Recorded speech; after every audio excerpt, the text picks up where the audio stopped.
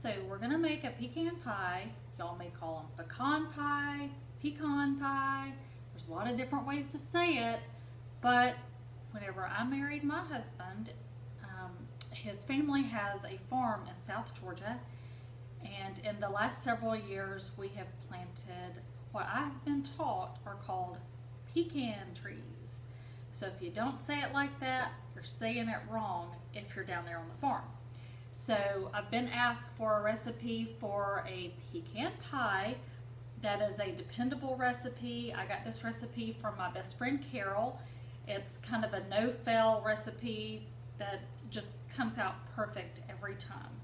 So it's one of those good things to go to for the holidays, especially in the rush. You don't want to have to be remaking a pie when you got so many other things to do.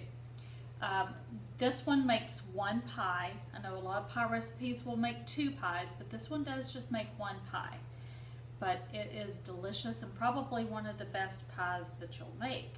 So here we go. And of course, the little princesses are in the background hoping I drop something for them to snatch up, since they don't ever get fed table food unless their daddy's home. So in my mixing bowl, I have a half a cup of sugar. To that, I'm going to add 3 eggs. These eggs came from our chickens, so they are fresh farm eggs. And to that, a cup of dark corn syrup. Your dark corn syrup is going to come in a bottle like this. There's different brands. If you can find your local store brand, that's just as good as finding the name brand. So a cup of dark corn syrup. It is super thick, super delicious. I started to do this video yesterday, and right as I was hitting the button to start the recording, my daughter called, and she had fallen down the steps and broke her foot. So I had to go take her to the emergency room. She was on her way to church. Her husband was at work. Her in-laws, whom they lived with, were already at church. So we had to get her taken care of, so we're delayed today. Okay, so to those, I'm going to add a pinch of salt. And y'all, these are just so cute.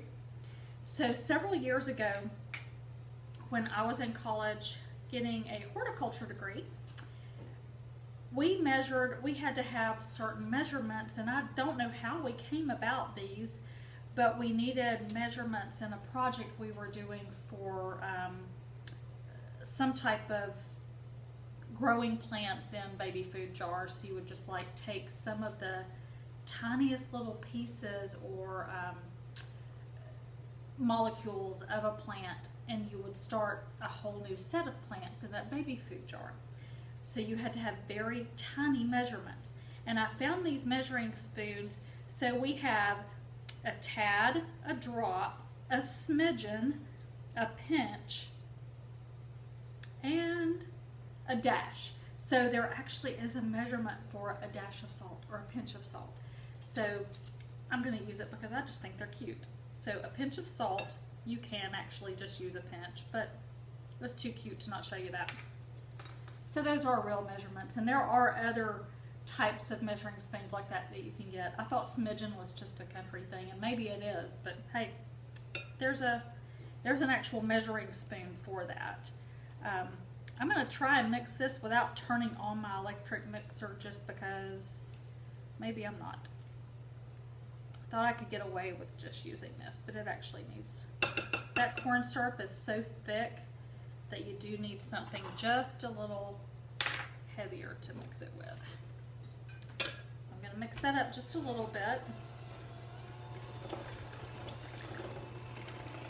You just need to get it blended together. You don't need to beat it for a long time with your mixer.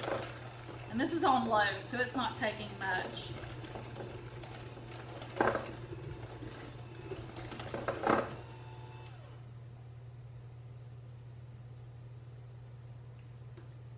This without dripping it all over the place. Hey, this is real life kitchen. This is what happens. Okay. And I'll have to make sure to get that sugar off the counter right away so it doesn't harden, because that's a total mess. Now, I have 1/4 cup of butter that I have melted.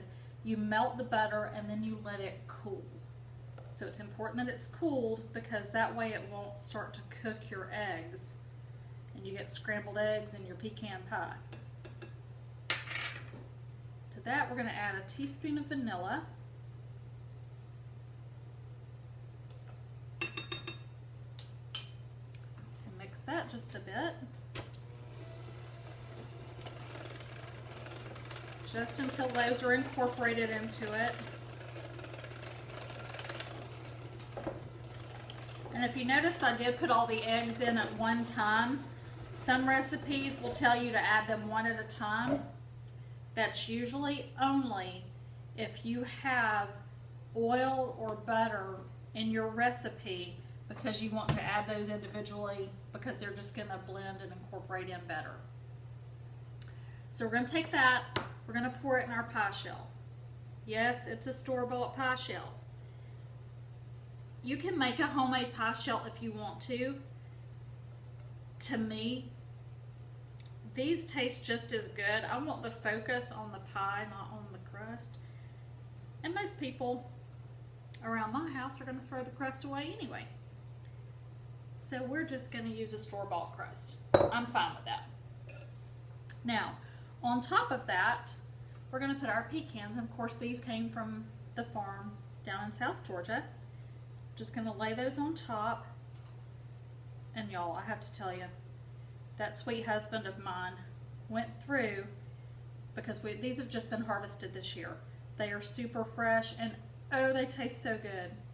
You just cannot imagine how much fresher they are from what you would buy in the store. So while I was getting ready to do the video, he went through the bags that we had, that we brought up, of the shelled pecans, and he picked out all the pretty ones. So these are prettier than what we had in the bag with all the broken pieces. That is just fine. In fact, once I get closer to the middle, I'm just going to kind of do a hodgepodge of pieces, but around the edges I do try and make it look a little nicer.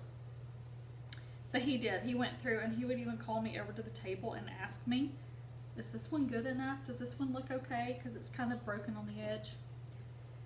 You'd have to know me. I'm a little particular about some things. That's one of them. I like things to look pretty. They don't have to be perfect, but I want it to look pretty. Presentation is everything in food.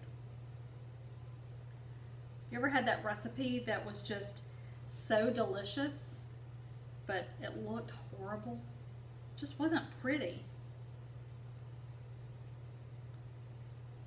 I think cheese soup, just plain cheese soup that we typically put in a bread bowl to eat, that doesn't look very pretty. I have a chicken tetrazzini that is not at all pretty. Okay, now I'm just kind of, you can do these any way you want to. You can chop your pecans before you put them on here.